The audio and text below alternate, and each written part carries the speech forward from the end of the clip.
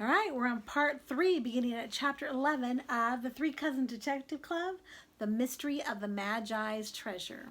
So, beginning at chapter 11. Stuffed Animals. The cousins knew better than to make any sudden moves. Very, very casually, they ambled over to a booth filled with homemade stuffed animals. They wanted it to seem as if they were picking out a present for Timothy's baby sister, Priscilla. "Ooh, here's a cute bunny rabbit, Tim," said Sarah Jane in a perfectly normal voice, in case the woman came close enough to hear them. Under her breath, she said to the boys, "What are we going to do? If we run, she'll know we're on to her. Then she's sure to come after the boxes." "But the baby hippo is more unusual," said Titus, making conversation. Then he murmured, "We just have to act casual and get home as soon as we can, I guess. The problem is these costumes. We're sitting ducks in them. She can spot us anywhere in the crowd."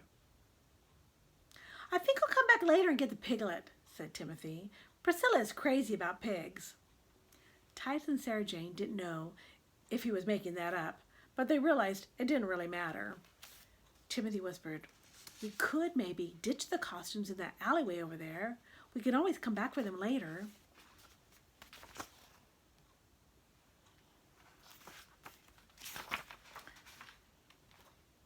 But that still doesn't solve the problem. She knows what we look like, and if she sees us without the robes and still carrying the boxes, she'll know something's up. Suddenly, Timothy grabbed his cousins and said urgently, though still whispering, "You guys, look over there. Do you see what I see?" Titus and Sarah Jane scanned the crowds to see what had caught Timothy's attention like that. They saw the 3 Kevins dawdling on their way to dress rehearsal. The Kevins were wearing choir robes. Chapter 12, Decoys. The woman's back was safely turned. The cousins scooted across, grabbed the Kevins, and hauled them into the alley. "Okay, here's the deal," said Timothy quickly before the Kevins could get over their surprise. "We're in big trouble and we need your help. See that woman over there? The one looking around? Just peek out. Don't let her see you." "What about her?" asked Kevin O'Connell. "She's an art thief and she's after us," said Timothy. The Kevins looked at them with interest. "Cool," they said. So far, so good. Timothy rushed on. "She's actually after these boxes. It's a long story, but we have to get the boxes back to the artist. Only that woman, the thief, keeps following us. So we need you to change robes with us. We need you to throw her off track so that we can get the boxes away." "Like a decoy, you mean?" said Kevin Jones. "Exactly," said Titus. "Will you do it?" The cousins held their breath. The Kevins looked at one another and shrugged. "Sure, why not?" they said. Timothy could hardly believe his ears. Who would have thought that the Kevins would be so helpful? Quickly, the Kevins and the cousins changed robes. "Okay," said Timothy. "All you have to do is walk around and get her to follow you, but don't let her get a good look at you." Then Sarah Jane thought of something important. "But always make it look like you're carrying something. Otherwise, she'll get suspicious. Maybe you could hold your hands together in front of you, with the sleeves covering them." "Okay," said Kevin Weston, "except maybe we should really be carrying something. That way we won't forget and accidentally put our hands down." "Good thinking," said Titus, and Timothy agreed. The Kevins were really getting into this. They all scouted around the alley and found 3 good-sized rocks, about the same size as the boxes. If the Kevins stayed far enough away from the woman and let their sleeves cover their hands, the plan might just work. "Is that it?" asked Kevin O'Connell. "That's it," said Timothy. "We don't think she's in any hurry. In fact, we think she might be waiting until the crowds thin out a little before she comes to get the boxes back and make her getaway. It's a long story." But the Kevins looked so interested that Timothy quickly filled them in on how they came to have the boxes in the first place. He finished by saying, "So, if she comes up to you to get the boxes, just play dumb." The Kevins looked at one another and grinned. "We can handle that," they said. When the woman wasn't looking, the Kevins slipped out of the alley and wandered away among the booths. They kept their backs to the woman. Then, sure enough, The woman spotted them and followed at a safe distance. The cousins made themselves count to 10 to let the Kevins lead the thief farther away. Then Timothy, Titus, and Sarah Jane hid the beautiful boxes in the sleeves of their choir robes. They slipped out of the alley and walked quickly away in the opposite direction. Chapter 13. Back on the horse. The cousins hid themselves in a group of choir kids on their way to rehearsal. "Hey," said one of the choir kids, "what are you guys doing here? Aren't you supposed to be the 3 wise men?" "It's a long story," said Timothy. He said this in a way that meant he wasn't going to tell it. He had already explained everything to the Kevins, and he knew he was soon going to have to explain everything to his grandmother, so he didn't feel like explaining it all another time in between. At the house, the cousins found their grandmother in the kitchen, talking to a young woman. They guessed she was Sylvia. Both ladies looked pretty discouraged. The cousins' grandparents had fairly strict rules about not interrupting, but Timothy figured this was an emergency.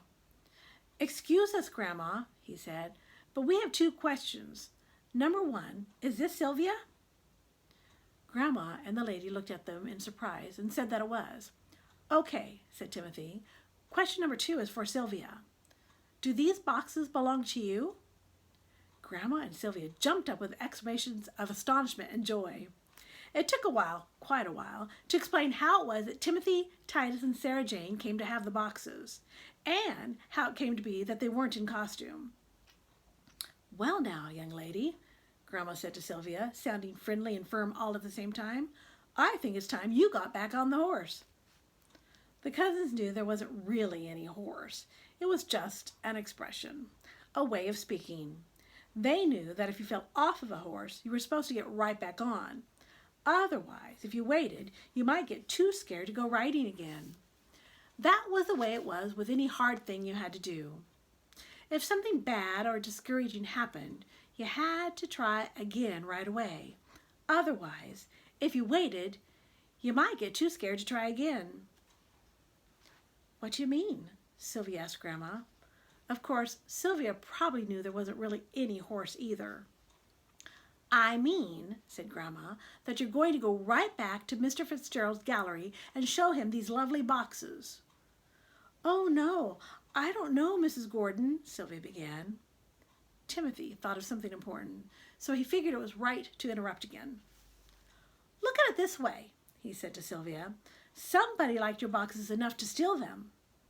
Everyone laughed, and Timothy had to admit that it had come out sounding funny. "No, I mean it, Sylvia," he said earnestly, one artist to another.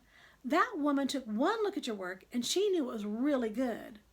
What she did was really bad, but what she did should tell you your work is good. And if you at least show it to Mr. Fitzgerald, that would be good." Sylvia stood up straight and picked up her boxes. "Okay, I'll do it, on one condition, that all of you come with me." They stopped on the way to explain to the choir director why the Kevins weren't at rehearsal yet. The cousins didn't want the Kevins to get in trouble. Of course, the Kevins were almost always in trouble, but it didn't seem fair for them to be in trouble for doing something good. "Speaking of the Kevins," said Titus, "I wonder if that phony assistant prop lady thief had spotted the switch yet." "I wouldn't be surprised," said Timothy. "She must have come back for the boxes by now." Sarah Jane said, "And once she saw that we were gone and the boxes were gone—" Timothy and Titus knew what Sarah Jane meant, and they had to agree. The boxes were safe, but the thief was probably long gone.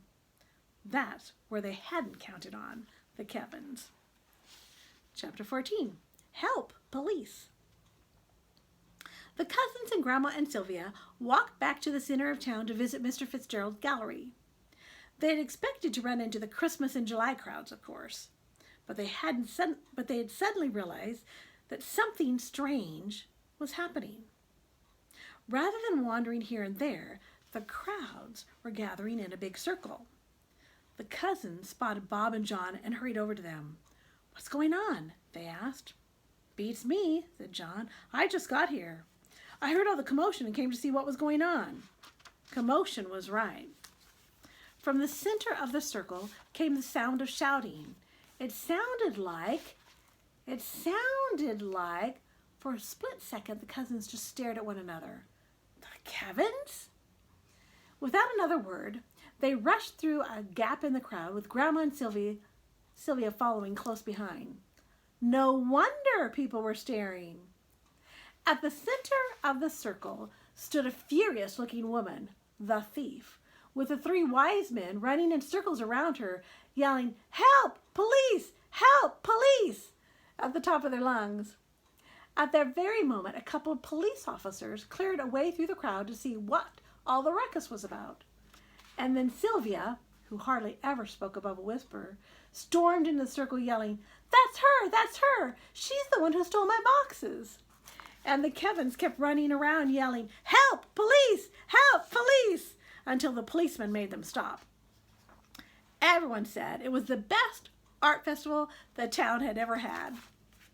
Chapter 15, Heroes. It turned out that the phony assistant prop lady thief was already wanted by the police for a string of art thefts. So the cousins and the Kevins were big heroes that day. The police made them go over the whole story from the beginning, and this time Timothy didn't mind telling it. In the meantime, Grandma told anyone and everyone that 3 of these wonderful children were her grandchildren, and that the other 3 wonderful children were well-known boys who went to her church.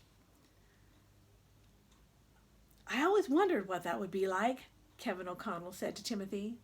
What would be like?" asked Timothy. "You should know," said Kevin, "what it would be like to have people saying how smart you are, how brave you are, how good you are. I always wondered what it would feel like to be really, really good." "So how does it feel?" asked Timothy. Kevin grinned.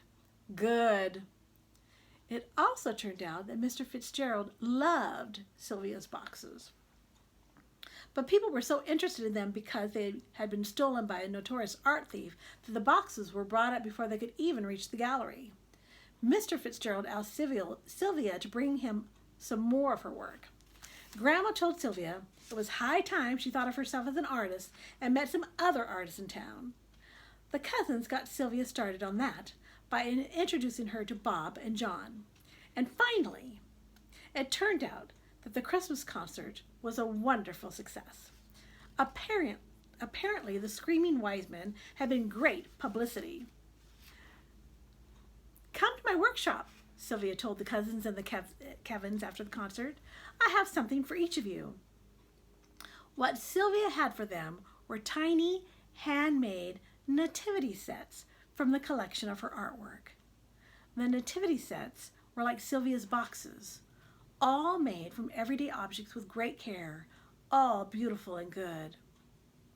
"Wise men for the wise men," Sylvia said, "to thank you all for all that you've done." Timothy looked at his tiny Magi, bringing their rich gifts to an even tinier baby Jesus. It was amazing when you stopped to think about it, Timmy thought to himself. Wisdom and goodness showed up in the most unexpected places. Who would have expected the Kevins to come through like that? Who would have expected Sylvia could make such beautiful art out of ordinary junk? Who would have expected to find a king in a stable? The wise men certainly deserved to be called wise, Timothy decided. They found an ordinary-looking child in a humble little place. But the wise men never wondered if they made a mistake. They knew goodness when they saw it. So they bowed down before Jesus and gave him their treasures. "Thank you, Sylvia," said Timothy, and so did the others. But just as they were leaving, Timmy thought of something else he wanted to say. He told the others he would catch up to them. Then he went running back to Sylvia. "Sylvia, can I come watch how you work sometime? Because I like art, and, well, you're an artist." "Sure," said Sylvia. "I'd like that very much. And as for being an artist, I have a feeling you're one too." And that's the end of this story, The Mystery of the Magi's Treasure. If you like this story, you'll like some more. So check out Reading Corner with Mrs. G on YouTube.